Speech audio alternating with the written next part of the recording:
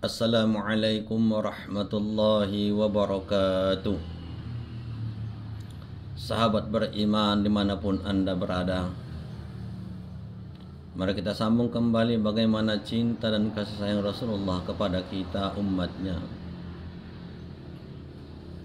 Tatkala Rasulullah sallallahu alaihi wasallam mendapat kabar dari malaikat Jibril alaihissalam bahwasanya ada di antara umat Nabi Muhammad sallallahu alaihi wasallam yang kelak akan masuk neraka jahanam. Lalu Rasulullah sallallahu alaihi wasallam pingsan dan tidak sadarkan diri. Lalu beliau setelah mendengarkan Bilal bin Rabah radhiyallahu anhu mengumandangkan azan, lalu beliau Rasulullah yang mulia, manusia teragung, beranjak dari pingsannya, berdiri seketika, mendatangi solat berjamaah, yaitu ke Masjid Nabawi, di mana Bilal mengumandangkan azan tersebut. Lalu Rasulullah SAW setelah solat berjamaah langsung pulang ke rumah, tidak seperti biasanya. Selama 3 hari 3 malam dengan para sahabat-sahabat beliau yang tercinta, Khulafaur Rasyidin dan sahabat yang lain, Abu Bakar, Umar, Uthman, Ali radhiyallahu anhum, tidak bercerita dan tidak berbicara sama sekali. Lalu Abu Bakar As-Siddiq, seorang sahabat yang sangat jeli kepada Rasulullah, mendatangi rumah Rasul yang mulia sambil berkata, "Assalamualaikum ya Rasulullah, Assalamualaikum ya Rasulullah, Assalamualaikum ya Rasulullah," sampai 3 kali salam. Tidak ada jawaban. Lalu Abu Bakar Siddiq berkata, "Ya Rasulullah, masih adakah pintu masuk untukku agar bisa masuk ke rumahmu yang mulia?" sambil meneteskan air mata. Lalu Abu Bakar Siddiq radhiyallahu anhu beranjak pulang ke rumahnya. Di tengah perjalanan berjumpa dengan sahabat Umar bin Khattab radhiyallahu anhu. Lalu Umar berkata, "Ya Abu Bakar, ya Abu Bakar, wahai Abu Bakar, kenapa anda menangis?" "Ya Umar, apakah tidak kau merasa heran? Rasulullah, junjungan kita, pemimpin kita, tidak seperti biasanya. Beliau mengurung diri dalam rumahnya, tidak pernah bercerita kepada kita, sudah 3 hari lamanya. Saya barusan dari rumah beliau yang mulia. Saya ucapkan salam 3 kali, saya ketuk pintu beliau, tidak ada jawaban dari dalam. Makanya saya pulang." Lalu Umar pun berkata kepada Abu Bakar As-Siddiq radhiyallahu anhu, "Ya Abu Bakar, biarlah aku yang mencoba mengetuk rumah Rasul." Lalu Umar bin Khattab beranjak dan berpisah dengan Abu Bakar As-Siddiq radhiyallahu anhu. Lalu Umar bin Khattab sampai ke rumah Nabi sambil mengucapkan salam, mengetuk pintu Nabi yang mulia sebanyak 3 kali. Apa yang terjadi saudara-saudaraku yang beriman? Kejadian yang dialami Abu Bakar dialami oleh Umar bin Khattab juga, sama seperti Abu Bakar. Lalu Umar bin Khattab pulang ke rumahnya sambil menangis. Di tengah perjalanan berjumpa sahabat Salman Al-Farisi radhiyallahu anhu. Lalu Salman berkata, "Ya Umar, dari mana?"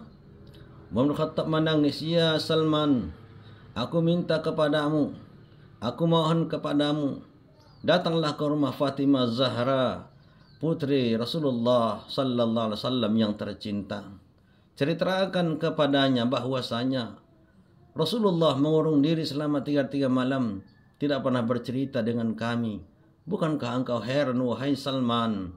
Lalu Salman Al-Farisi bergegas menuju rumah Fatimah Zahra.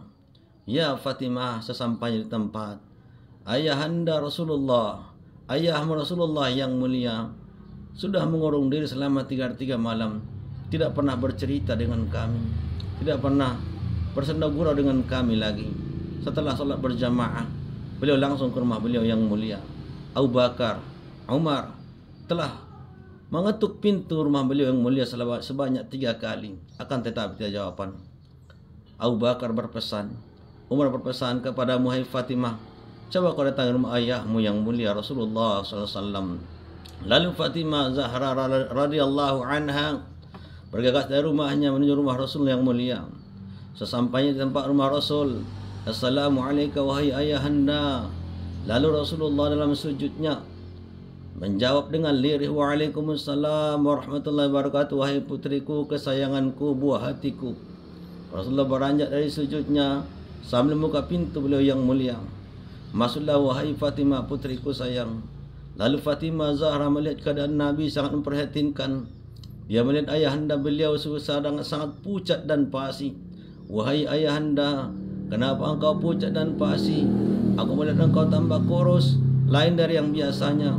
Lalu Rasul bersabda, wahai Fatimah putriku sayang, Jibril telah datang kepada aku menceritakan bahwasanya ada di antara umatku kelak yang akan masuk neraka jahanam.